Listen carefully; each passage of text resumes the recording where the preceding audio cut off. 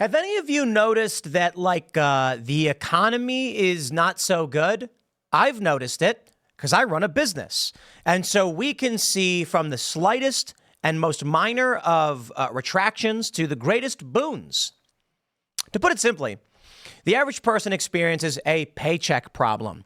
They're making the same amount of money and the groceries are becoming more expensive. This means they spend less. Or actually, I take that back. It means they're spending probably the same amount or more, but they're getting less, is what I mean to say. You go to a grocery store, your milk is now more expensive, your eggs are more expensive, gas is more expensive, and you're not getting a raise. So this is funny from NBC News. Most Americans falsely think the U.S. is in a recession, poll shows. Yeah, it's stagflation. It's fascinating to me that you have the general consensus of people being like, the economy is screwed. And then the media keeps saying, everything is fine. Everything is not fine. In the bigger picture here at Timcast, when we do ad sales and stuff like that, oh boy, let me tell you. When COVID first hit, ad rates dropped off like 80%. Yeah, nobody's buying ads anymore. Businesses were shut down. And most of the ad revenue you generate on a platform like YouTube is small business. So we're here in West Virginia, for instance. I see an ad on the TV for Riley Moore when he was running. He won, by the way. Congratulations. We're really excited about that. And he'll be the first member of Congress who can land a kickflip to fakie. Probably a lot more than that to be. He's good at skateboarding. But his ad comes on. It's a local ad. He's not advertising outside of West Virginia. And it's only in the West Virginia. It's only in this, I think the 2nd district is our district. So that ad doesn't appear anywhere else. But that means those channels are making money off that ad. And that spend might have been small. It might have been a few $1,000s. Who knows?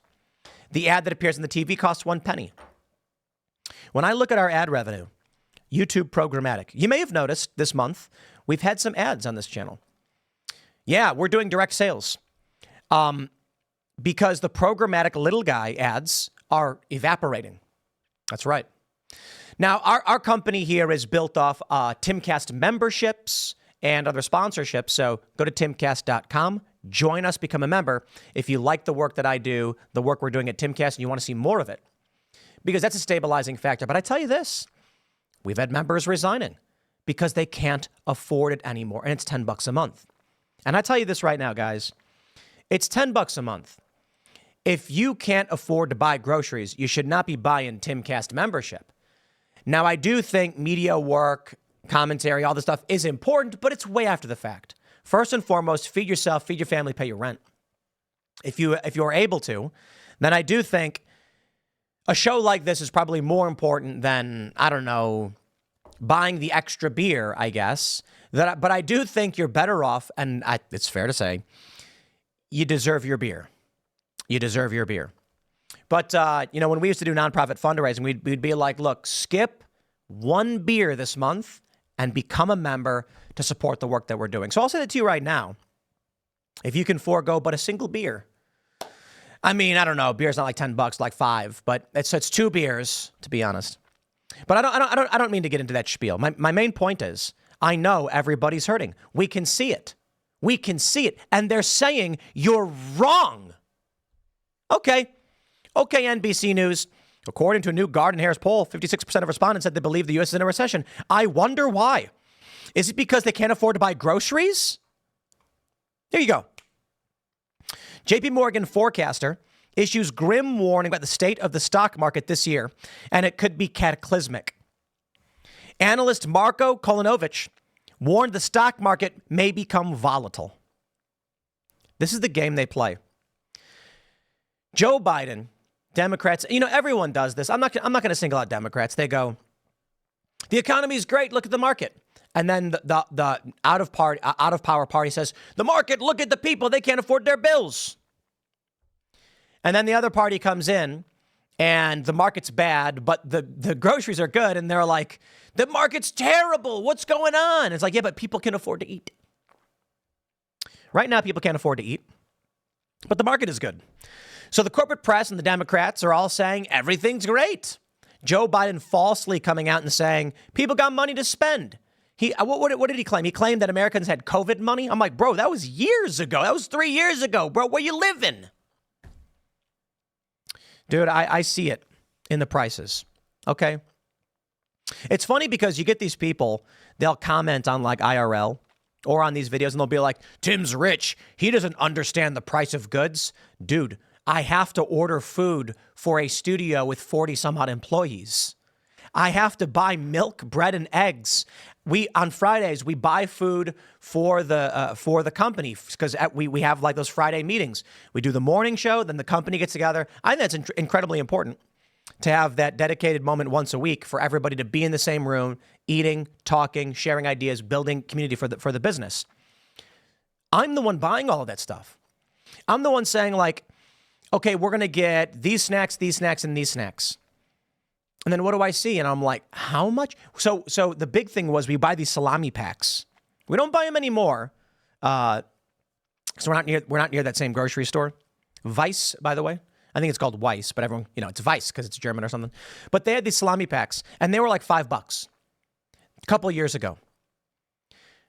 We went in several months ago, I told the story, to buy the same thing. We get big packs. Everybody loves them. You dip them in some kind of cheese sauce or something. It's a keto snack. And they were like $13 each.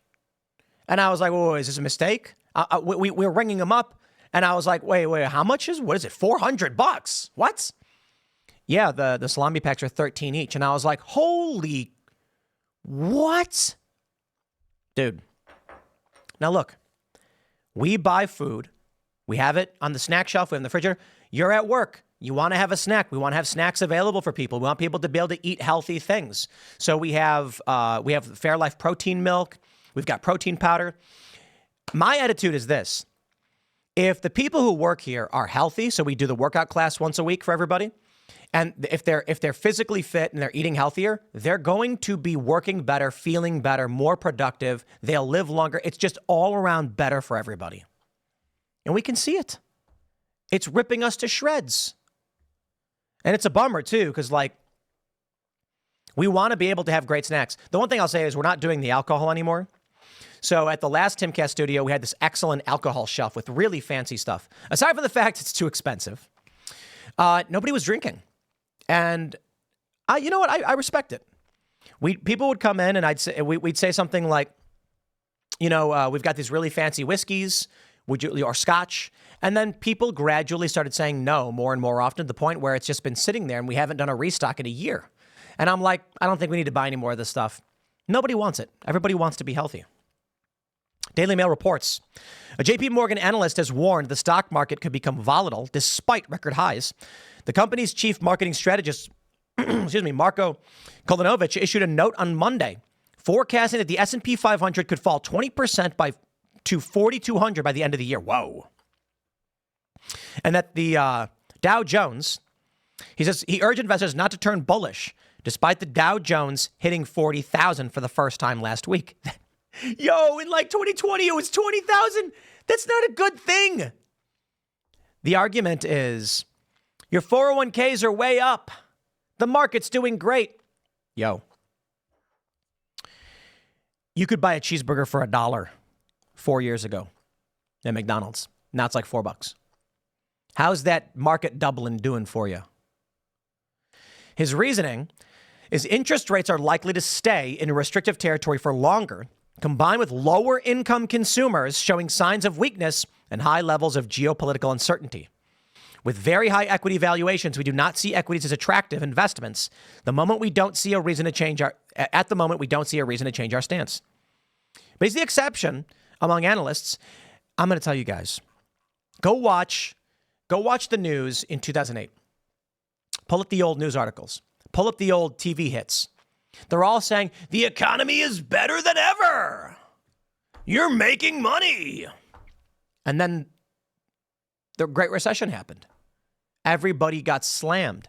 Their accounts were drained. But the media kept saying it was fine. Why? They don't want to put people on TV who are going to tell you that things are bad because they don't want to create a self-fulfilling prophecy. If they say the market's bad and people are going to panic, people start selling, the market starts declining, and then you create what you fear. So they don't like videos like this. But here's the reality, man. It's Bidenomics. It's Biden-inflation. We know exactly what's going on in this country. And they're lying because they hate Trump. They're lying because they want war. They want to prop up our economy through the petrodollar and conquest. And Donald Trump wants to bring jobs back and secure our borders. I think that if you get the American populist dream, life will be harder. I do. But I don't think a hard life is a bad life. Having to wake up and work to survive, to learn how to take care of animals or grow your own food is a good thing. This idea that we can sit in our lounge chairs growing fatter and eating greasy, salty, garbage, sodium benzoate foods forever is ridiculous. I think people are happier and healthier when they work a little bit more for their own survival. I really do. Now, that doesn't mean that the people who are having hardship today deserve more hardship. What I'm saying is we have too many fat cats in this country, entitled, wealthy, urban liberal types who don't do anything and are burning the system to the ground because they don't want to work. I'm not an economist, so I have no prediction for you. I can just tell you now, everybody's hurting, and we can see it and we can feel it.